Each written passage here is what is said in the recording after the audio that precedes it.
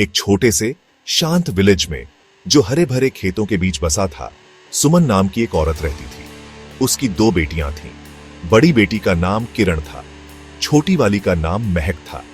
वे एक छोटी सी कॉटेज में रहते थे जिसके साथ एक छोटा सा गार्डन भी था। विलेज में लाइफ बहुत सिंपल थी। दिन बीतते गए, एक दिन दूसरे जैसा ही।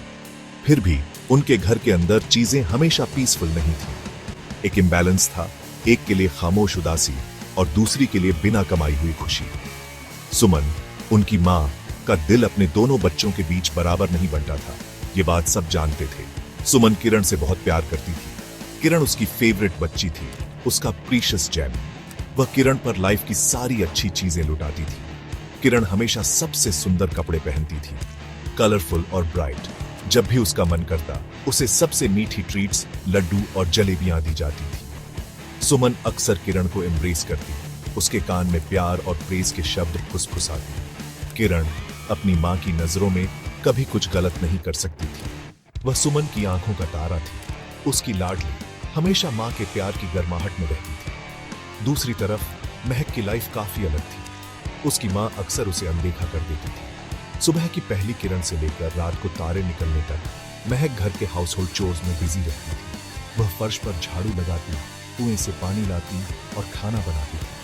अगर कुछ भी जरा सा गड़बड़ हो जाता, कोई पॉट थोड़ा ज्यादा हॉट या कोई कॉर्नर बिना झाड़ू के रह जाता, तो सुमन उसे बुरी तरह डांटती थी। ये डांट अक्सर पड़ती थी छोटी छोटी बातों पर, जिससे महक के दिन अनकहे दुहक से भारी हो जाते थे। उसे अपनी मां से बहुत कम प्यार, कुछ ही अच्छे शब्द और कभी कभार ही कोई प्यार भरा स्पर्श मिलता था। इस नाइंसाफी के बावजूद महक एक ब्यूटीफुल और नेक दिल लड़की बनी गई। उसने कभी अपने कामों की शिकायत नहीं की। जब उसे डांट पड़ती तो वह कभी पलटकर जवाब नहीं देती थी। वह नरम दिल से अपनी मां और अपनी बहन की देखभाल करती रही। वह ये पक्का करती कि मां की चाय तैयार हो।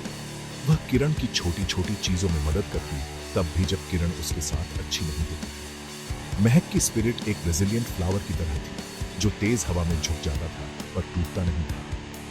उसकी खामोश अच्छाई उसके एक्शन से झलकती थी। उसके नरम स्वभाव का एक खामोश टेस्टमेंट, तब भी जब कोई उसे नोटिस या अप्रिशिएट नहीं करता था।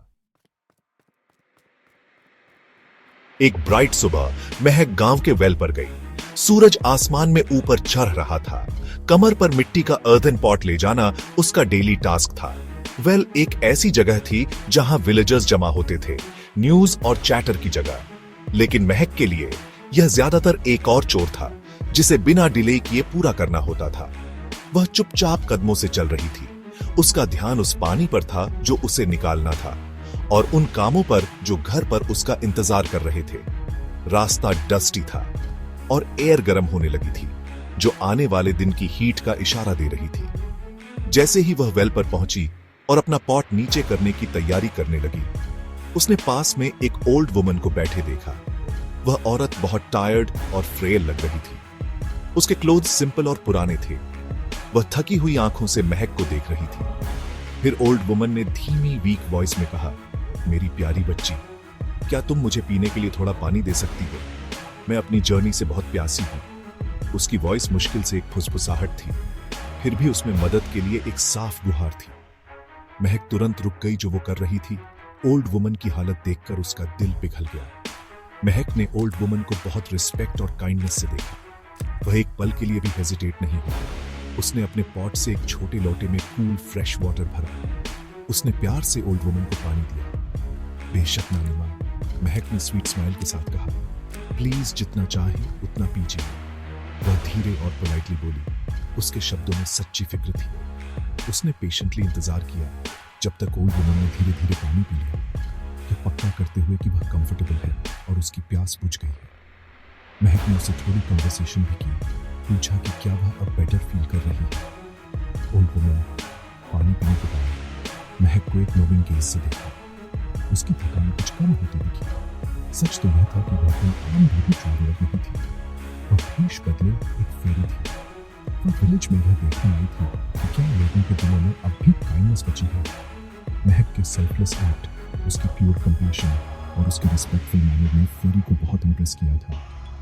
फेरी ने महक से झलकती गुडनेस देखी, एक ऐसी अच्छाई जो बदले में कुछ नहीं मांगती थी।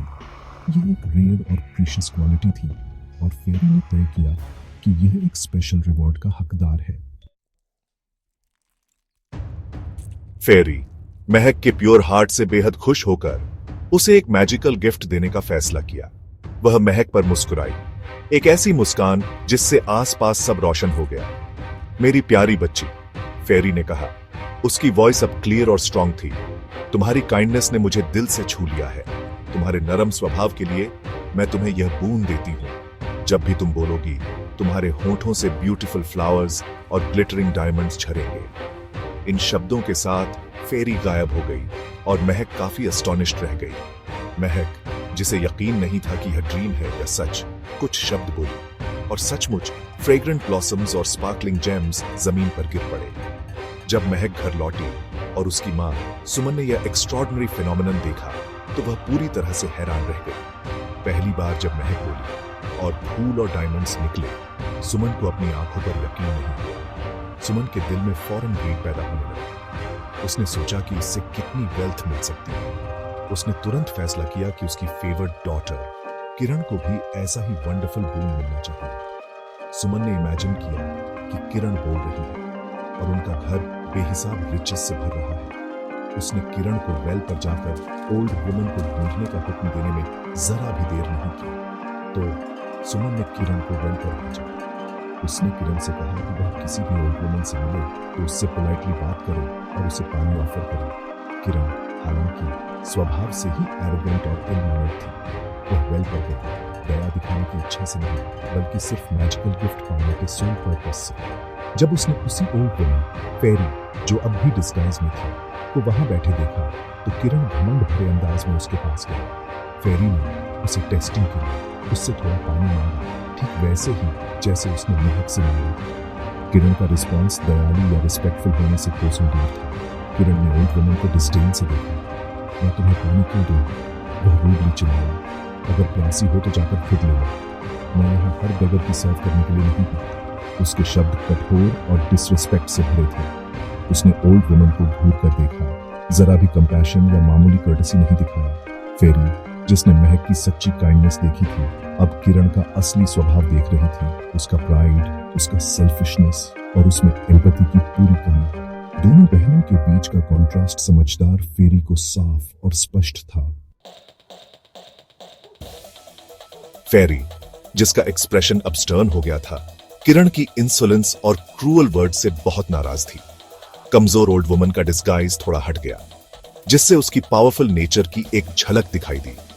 एहसान फरामोश और रूड चाइल्ड, फेरी ने डिक्लेयर किया। उसकी वॉइस अब बिजली की कड़क जैसी थी।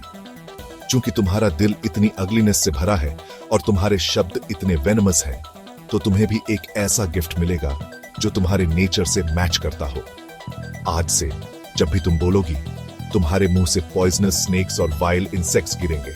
इस टेरिबल कर्स के साथ फेरी गायब हो गई और किरण शॉक्ड और टेरिफाइड रह गई। किरण डर और गुस्से से कांपते हुए बोलने की, शाउट करने की, शायद आर्ग्यू करने की कोशिश की, लेकिन जैसे ही उसने अपना मुंह खोला, एक स्लिदरिंग स्नेक जमीन पर गिरा और उसके पीछे गंदे इंसेक्ट्स का स्वॉर्म निकला। कर्स का इमीडिएट इफेक्ट हो गया था। हॉरिफाइड किरण रोते बिलखते घर वापस भागी। जब सुमन ने देखा कि किरण के हर बार बोलने पर क्या हो रहा है, तो वह डिस्पेयर और हॉरर से भर गई। फूलों और डायमंड्स के बजाय उसकी बिलवेड किरण अब ड्रेड और डिस्गस्ट के क्रीचर्स पैदा कर रही थी। अमीरी का ड्रीम एक नाइटमेयर में बदल गया, जो किरण के ऑफल बिहेवियर की लगातार याद दिलाता था।